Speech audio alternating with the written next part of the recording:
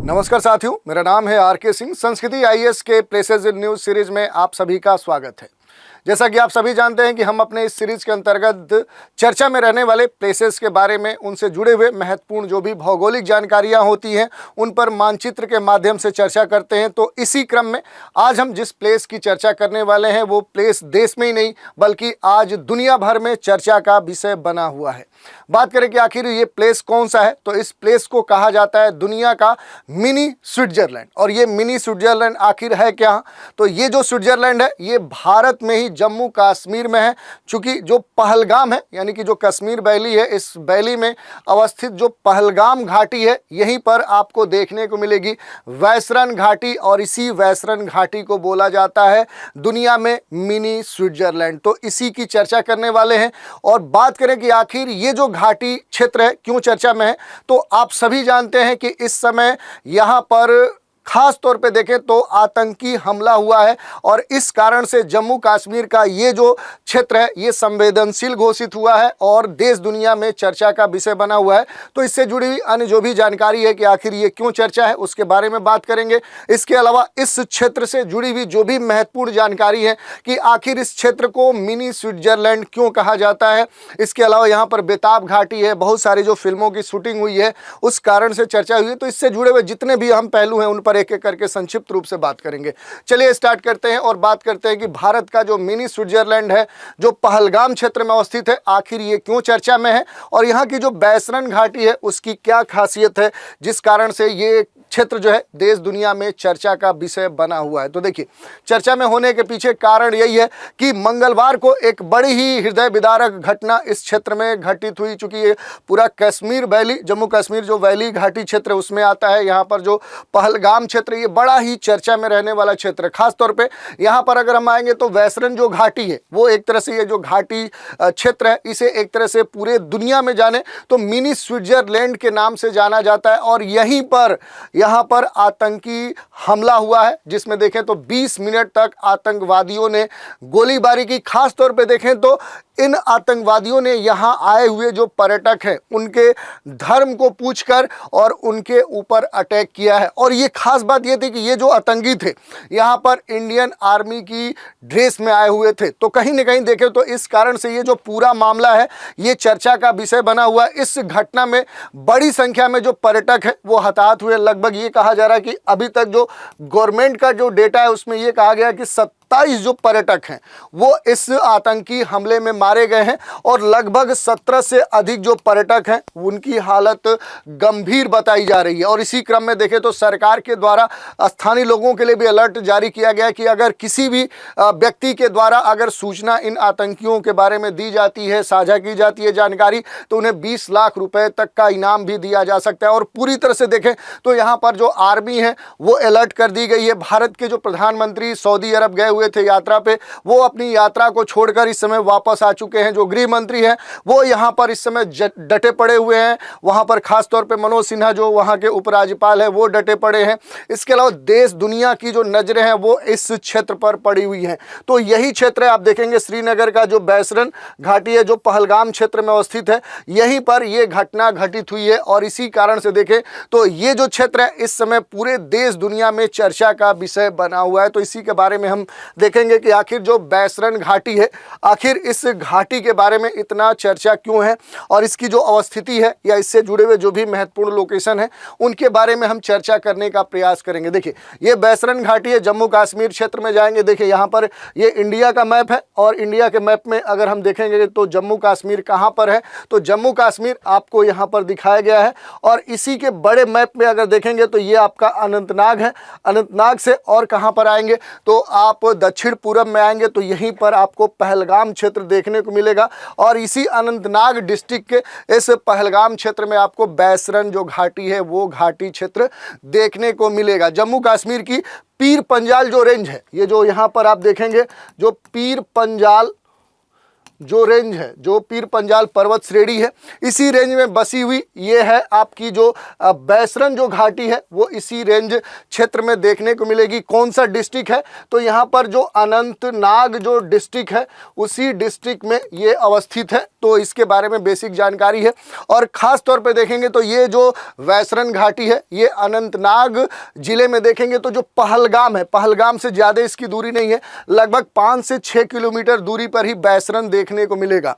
बैसरन जो है, बैसरन जो घाटी है, अगर इस बैसरन घाटी की ऊंचाई की हम बात करें कि इसकी आखिर जो हाइट है वो सी लेवल से कितना है, तो आप देखेंगे कि लगभग 7,500 से लेकर 8,000 कह सकते हैं कि किलोमीटर के ऊंचाई पर, किलोमीटर नहीं बल्कि इसको आप फिट में ले सकते हैं, फिट यानी कि 7,500 7,500 फीट से लेकर 8,000 फीट की ऊंचाई पर ये खूबसूरत जो वादी है, जिसे बैसरन हम घाटी बोलते हैं, ये सी लेवल से इसकी ऊंचाई है। और यहाँ पर आप देखेंगे, आप देख सकते हैं इस इमेज में कितना सुंदर सा दृश्य देखने को मिल रहा है। तो ये पूरी तरह से खूबसूरत जो वादी है, यहाँ पर हरे भरे जो घास के मैदान है, उसके बड़े बड़े हरे भरे घास के मैदान देखने को मिलते हैं। और यहाँ पर खास तौर पे आपको कुछ वृक्ष देखने को मिलेंगे, जैसे चीड़ और जो देवदार हैं, चीड़ और देवदार के बहुत सारे जो ट्रीज हैं वो आपको देखने को मिलेंगे। इस कारण से इसकी जो सुंदरता है वो देखे बनती है। और जंगलों पर देखें तो एक तरह से पूरा जो बर्फ की ढकी हुई पहाड़ियां हैं, ऊंची ऊंची जो चोटियां हैं, यहाँ के जो नज़ारे हैं उसे बेशक बड़े ही शानदार बनाते हैं। ये पूरा जो खुला हुआ मैदान है, इस पूरे खुले हुए मैदान की बात करें तो यहाँ पर घास और जंगली जो फूल है उनसे पूरा ये भरा हुआ पूरा जो ये घाटी क्षेत्र है वो देखने को मिलता है। सर्दियों में इसे बर्फ की चादर से पूरा देखें तो ढका हुआ ये पूरा मैदान देखने को मिलता है। इस कारण से बड़ी मात्रा में जो सैलानी है, जो पर्यटक है, जो टूरिस्ट है, वो इस क्षेत्र में देशी नहीं बल्कि दुनिया के अलग अलग क्षेत्रों से यहाँ पर घूमने हुए आते हैं। यहाँ कुदरत का जो नज़ारा है ऐसा मनमोहक होता है कि यहाँ आने वाले जो सैलानी है वो एक अलग तरह का फील महसूस करते हैं, सुकून महसूस करते हैं, उसका एहसास करते हैं। और पहलगाम इसके सबसे नज़दीकी आबादी वाला कस्बा है, क्योंकि जो घाटी क्षेत्र ये उतना डेवलप नहीं है। तो इस कारण से जो टूरिस्ट है, जो पर्यटक है, वो ख़ास तौर पे जो पहलगाम कस्बा है वहाँ पर ठहरते हैं। और यहाँ आने वाले जो भी सैलानी हैं वो पहलगाम में ठहरने के बाद ज़रूर इस बैसरन घाटी में घूमने के लिए आते हैं। और पहलगाम के स्थानीय जो होटल के जो कारोबारी हैं, उनका ये कहना है कि जो पर्यटक पहलगाम तक पहुंचते हैं वो जरूर एक बार बैसरन घूमने के लिए लालायित रहते हैं। शायद यही वजह है कि सैलानियों की इस खास जो एक कह सकते हैं कि इंटरेस्ट और जो ललक है यहाँ पर घूमने की, इस घाटी बैसरन क्षेत्र में आने की। इसी कारण से इस बैसरन घाटी को क्या बोला जाता है, तो मिनी स्विट्जरलैंड बोला जाता है। और इसी कारण से देखें तो ये बड़ा ही चर्चा में रहने वाली घाटी है। तो इस कारण से देखें तो अब ये जो मिनी स्विट्जरलैंड कहलाने वाला ये भारत का इतना महत्वपूर्ण, इतना लोकप्रिय जो क्षेत्र है, इस समय आतंकियों के कहीं ना कहीं प्रभाव में आ चुका है। यहाँ पर बड़ी जो आतंकी घटना है वो हमें देखने को मिली है। तो इसके बारे में बेसिक जानकारी हमने ली। इसके अलावा अगर हम बात करेंगे यहाँ पर जो बैसरन घाटी है तो उसके बारे में यहाँ पर आप देख सकते हैं, इसकी जो भी बेसिक जानकारी है वो यहाँ पर दी गई है। इसके अलावा अगर हम बात करें तो बैसरन घाटी पहुँचने के जो रास्ते हैं, अगर हम रास्तों की बात करें कि आखिर बैसरन घाटी हम कैसे पहुंचेंगे, तो यहाँ के लिए अगर हम बात करें तो पहलगाम से सीधे आपको बैसरन घाटी तक जाने के लिए कोई प्रॉपर रोड्स नहीं है। यहाँ पर अगर बात करें कोई पक्की सड़क नहीं है, बल्कि टूटे फूटे रास्ते आपको देखने को मिलेंगे, कच्चे रास्ते आपको देखने को मिलेंगे, ऊबड़ खाबड़ रास्ते आपको देखने को मिलेंगे। और इसी कारण से आप देखेंगे कि यहाँ पर सामान्य तौर पे पहुँचने के लिए जो लोग हैं, इस तरह के देखें तो जो खच्चर हैं, घोड़े हैं, उनका इस्तेमाल करके इस घाटी क्षेत्र में पहुंचते हैं। पहलगाम जो मुख्य बाजार क्षेत्र है, यहाँ से बैसरन जाने के लिए लोग मुख्य रूप से देखें तो या खच्चर या फिर इस तरह के घोड़े या इस तरह के जो लोग हैं पैदल गाड़ी, इस तरह के विभिन्न जो साधन हैं उसका इस्तेमाल करके यहाँ तक पहुँचते हैं। खास बात यह है कि पहलगाम से इस घाटी क्षेत्र में जाने पर आप देखेंगे कि चीड़ और देवदार के इतने अच्छे अच्छे वृक्ष आपको देखने को मिलेंगे कि ये इस पूरे क्षेत्र में, ये जो चीड़ देवदार के जो वृक्ष यहाँ पर देखने को मिलते हैं, ये इस पूरी यात्रा को और रोमांचक बना देते हैं। इसी कारण से देखें कि यहाँ पर इतनी संख्या में जो लोग हैं ये पहुँचते हैं।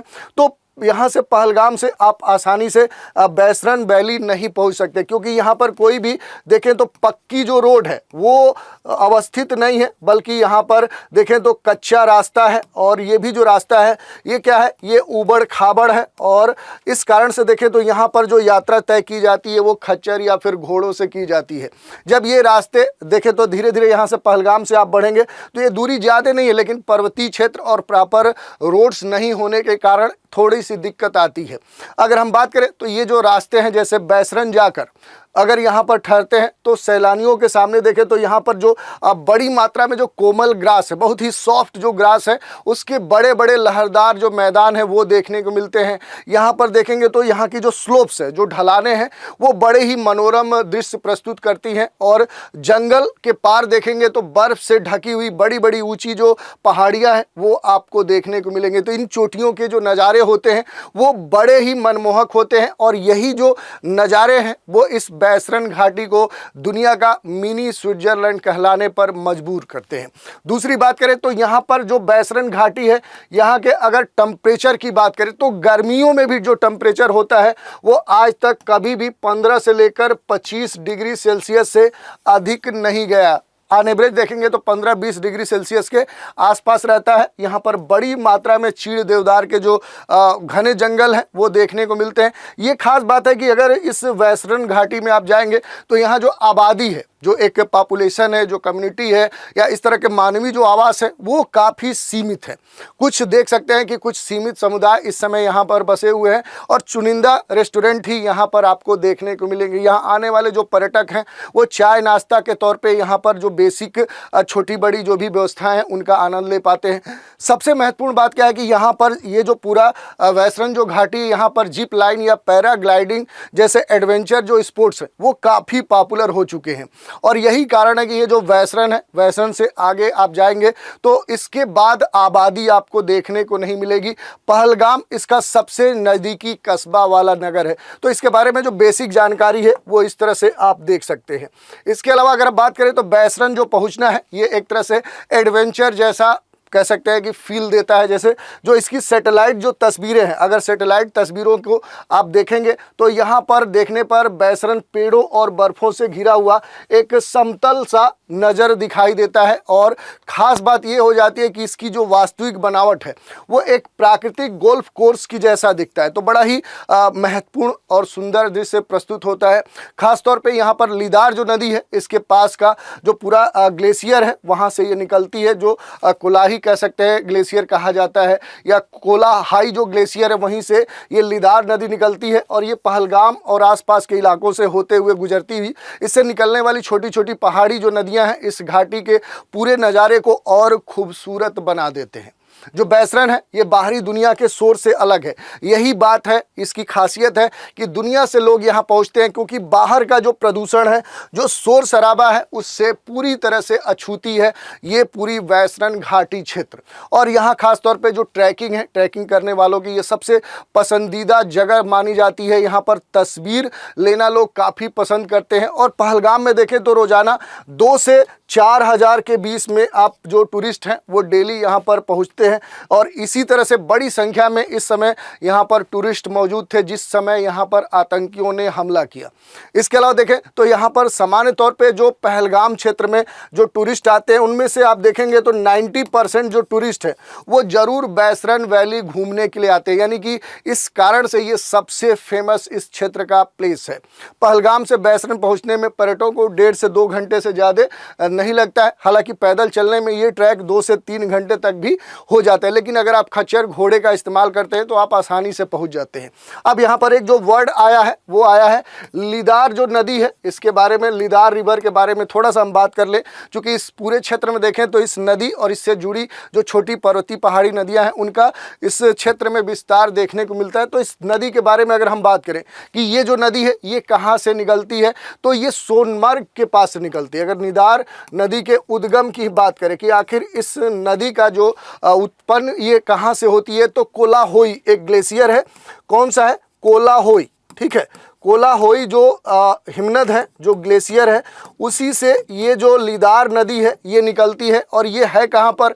तो यहाँ पर देखेंगे तो जो सोनमर्ग है, सोनमर्ग के पास ये निकलती है और यहीं पर आप देखेंगे सोनमर्ग के पास क्या है कि कोलाहाई जो ग्लेशियर है वहाँ से ये नदी निकलती है और फिर आगे बढ़ती है। इस नदी की अगर लंबाई की बात करेंगे तो ये ज़्यादा लंबी नहीं है, लगभग 73 किलोमीटर इसका अपवाह क्षेत्र है और ये पूरे कश्मीर घाटी में फैली हुई है।